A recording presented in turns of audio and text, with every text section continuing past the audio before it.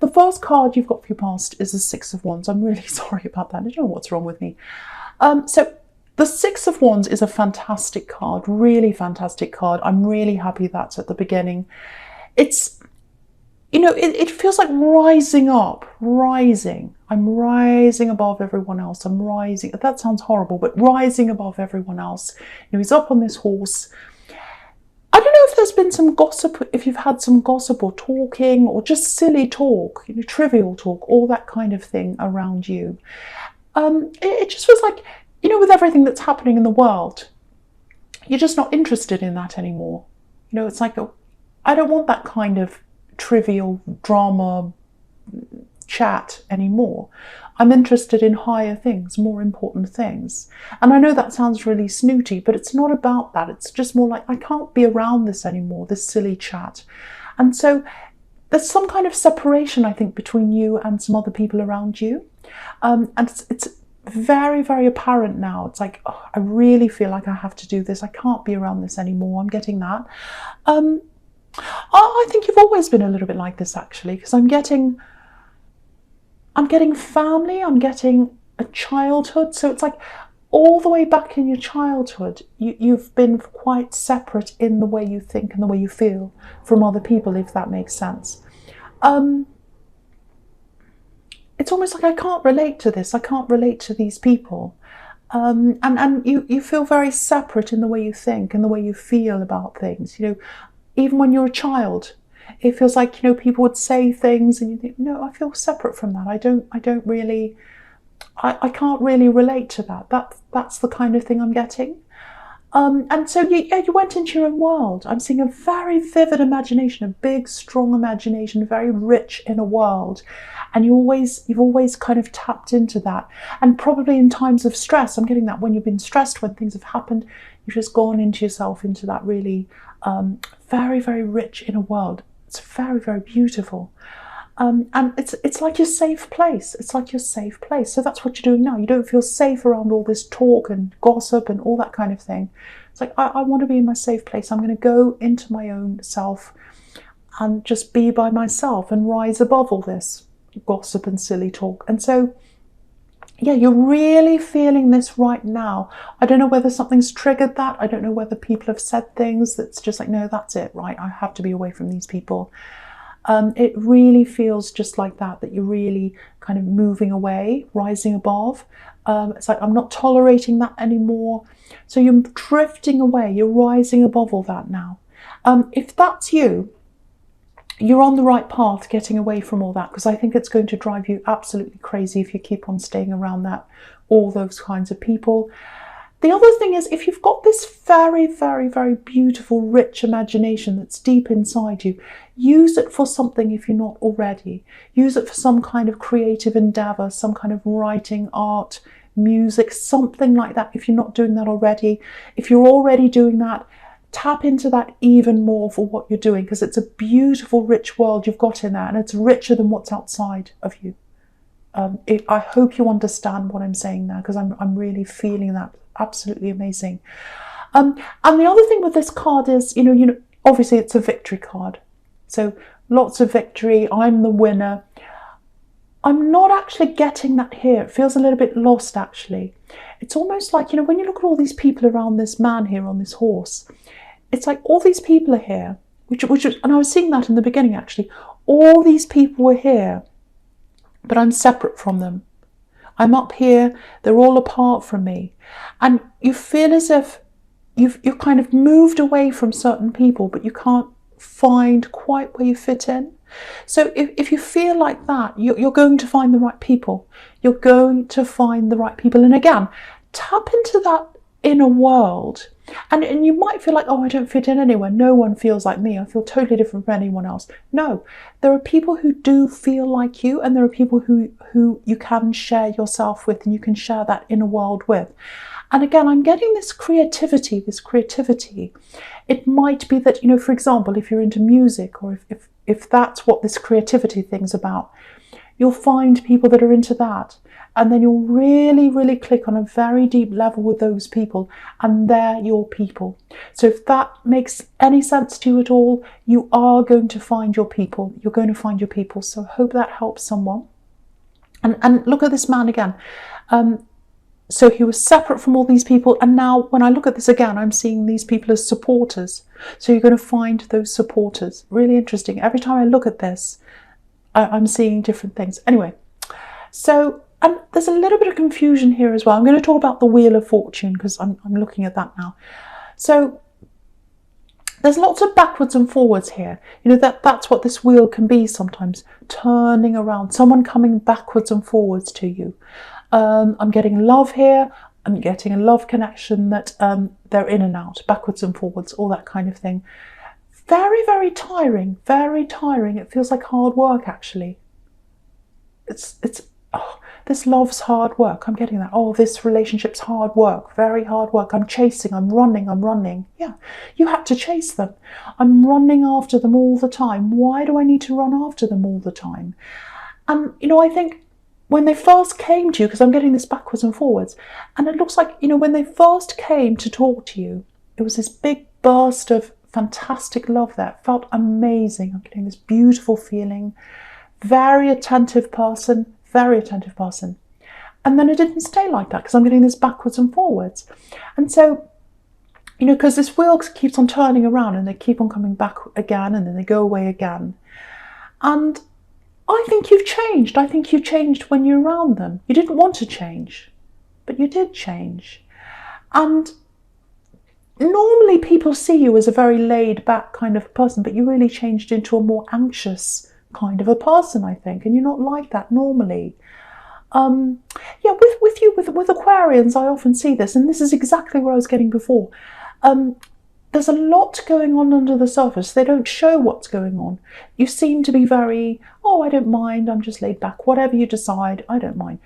But there's a lot going on under there. And, you know, think about the word Aquarius, aqua, water. So, you know, people see the water, they see the surface of the water, you know, the surface of the sea, and it just looks like this big blue surface, but underneath it's so deep. There's a whole world under there, creatures, coral, everything's under there. Very rich inner life, it's all there. People don't see that. Again, I know I'm going all over the place, but I'm seeing this again. You need to let that rich inner life out onto the surface, and that's how you're going to meet people that are going to you know, really, really gel with you. But again, back to this relationship. You did lots of chasing. And you didn't want to do that. You're not normally like that. Something about this person made you feel very anxious and that you had to chase, I think, if that resonates with you. Okay, I just feel as if I have to say this for someone. If this is you, I don't think it was them. I don't think it was them you were chasing. I know you felt like you were chasing them. It was a feeling that you were chasing. You were chasing the feeling that they gave you in the beginning. That beautiful love feeling. You kept on chasing that. And they dangled it in front of you. It's like, oh, this might happen again. You know, this might happen again. And you kept on going back and going back and going back, longing for that feeling you had in the beginning, and it didn't come ever again. You had glimpses of that again, I think, but it never came back fully again. And so that had you chasing. There's a bit of manipulation here, I have to say, coming from them, because you've got the devil here. I'm just looking at that now. So yeah, a game, chasing, devil, manipulation. So yeah, you were chasing after that feeling, and because they were manipulative, they weren't giving it to you. So what I'm getting here is, if you're chasing that feeling, if you're still chasing that feeling, if you're still in the middle of that, you can get that feeling from someone else. There's love coming up for you, and you probably think, that's the most amazing feeling. I want that feeling again. You're going to get better than that. I know you can't see that now. Real love is not someone you have to chase. Real love is not someone that manipulates you. Real love is not someone that hurts you, that has you backwards and forwards, where you don't know where you are. That's not real love. It feels fantastic, but it's not the real thing. The real thing is not going to treat you like that. The real thing is up ahead of you. The real thing feels better than that. So that's for someone. Okay, so, all right, so we've got the Five of Swords here now. Yeah, Wheel of Fortune, Five of Swords. I'm looking at them together. I'm looking at that sequence. A cycle of hurt, a cycle of hurt. So I know this is horrible, but you're in this cycle of hurt. You kept on going back.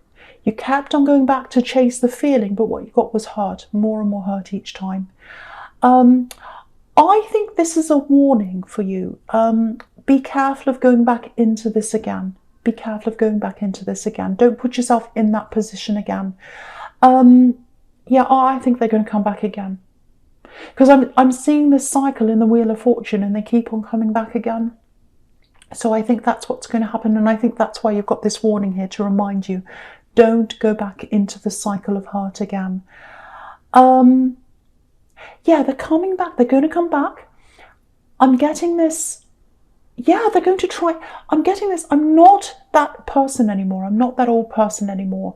I'm not that person that hurt you anymore. I'm a new person now. That's all behind me. That's all behind me. That's what I'm getting. That's the kind of thing I think they're going to say to you, if this is resonating with you. Because, you know, if you look at the Wheel of Fortune, you've got a snake there. You've got this snake just on the left-hand side. There's a yellow snake and it's coming down. And it's really interesting because it's actually coming down into the Five of Swords. That's where it's coming into. It's kind of slithering into the Five of Swords. So if that snake comes into your life, I know that sounds horrible, and I know cross-watchers are going to be so angry with me. If that snake comes into your life, I'm seeing this, so I have to say that if the snake comes into your life and hurts you again, don't go back to that. Don't go back to that. A snake sheds their skin. A snake sheds their skin. So that's what they're saying to you. They're saying, I've shed my skin. I'm different now. I'm different now. But no, they're still a snake. They're still a snake. So just watch out for that. Do not go back into that cycle of hurt again. Yeah, very dramatic. I'm really sorry this is so dramatic, but I'm seeing that. And I have to be really forceful for someone because I don't want to see you hurt again. Yeah, there's something else here. This is a little bit specific as well. There's some kind of, it feels like a gift. There's a gift that's coming for you, or it should already be with you, maybe. You should have this, or you should be having this. You should be receiving this. And I think I'm saying that because it's supposed to be with you. It feels old, precious, very precious, a small thing, because I'm seeing something in your hand, so it's small enough to fit in your hand. So it might be jewellery, because I'm getting precious, small, so it might be jewellery. It's meant for you. It might be going to someone else, but it's not supposed to be going to someone else. It's supposed to be going to you. That's the message. This gift is supposed to go to you. Someone wanted you to have this gift. They wanted you to have this. I can see this in the Queen of Pentacles as well. So I'll talk about that in a second. But make sure you have this in your hand. If you know what this is, if you know that someone's trying to take this from you, because that's what's happening in this card, it's not supposed to be with them. It's supposed to be with you. So I hope that makes sense to someone. I hope that makes sense to someone. I know that's strange. Okay. So I'm going to go on with the Queen of Pentacles in your present. So yeah, it might be an inheritance. Might be an inheritance because this is a parent, a mother, and you know she's taking care of someone through this coin, through the money, material things. So there's a material thing that someone wanted to give you, or they want to give that to you, and it feels like they're not here because I'm getting inheritance. They wanted to give that to you, to take care of you through this thing. So it has some value, I think. It has some material value. This is the Queen of Pentacles. So look out for this. Make sure this doesn't go to someone else. Make sure it goes to you. I don't know how you're going to do that, but that's what I'm seeing in that card. So, okay, I don't want to say any more about that. So what I'm getting here is in this card is she's really, really concentrating on this coin. She's concentrating on the money. So it looks like you're concentrating really hard on your work. You're very organised. You've had to organise yourself. I'm getting that, especially if you're a parent.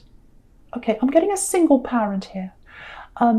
So if this is you, if you're a single parent, even if you're not a single parent, but I am picking up at a single parent here. There's a bit of worry, there's a bit of concern here about your child or about the situation you're in. So yeah, it might be that you feel as if you can't spend as much time with them as you'd like to because you're working, because you're concentrating on the coin here. It's interesting, this is right next to the devil and I'm getting this single parent. So it might be that you still have to deal with someone you don't want to deal with, might be your ex, because of this child. So I'm getting that devil there as well. So I'm not saying the ex is a devil, I'm just picking up on someone you don't want to deal with, but you have to, probably because of this child. Obviously, again, this is a mother here. So there's some stress around that too, I think. But if that's you, if you can see yourself in this what I'm saying here, okay, the first thing I want you to know is this child understands you. They understand what you're going through. They appreciate you. They know that you're going through struggles. They understand that. They appreciate what you're doing. They are very grateful. They know you're doing your best. They know that. I'm getting these words here. That not what they used to be. Things aren't what they used to be. They're not how they were. Things aren't as good as they used to be. So you might be feeling like, okay, I can't give them what I used to give them. Things aren't how they used to be. That's the kind of thing. They're not as they should be. That you might be feeling that. I wish things were different for this child. I'm getting that really, really strongly. I just want to say this. They don't want things how they used to be. They don't want things how they used to be. They're content with you. They're content with the way you are. They're content with just having you there. They just want you. They don't want things. They don't want health the way they used to be. They want you. They're content with you. Don't worry about the time you're spending. Don't worry about that. They understand that. They appreciate that.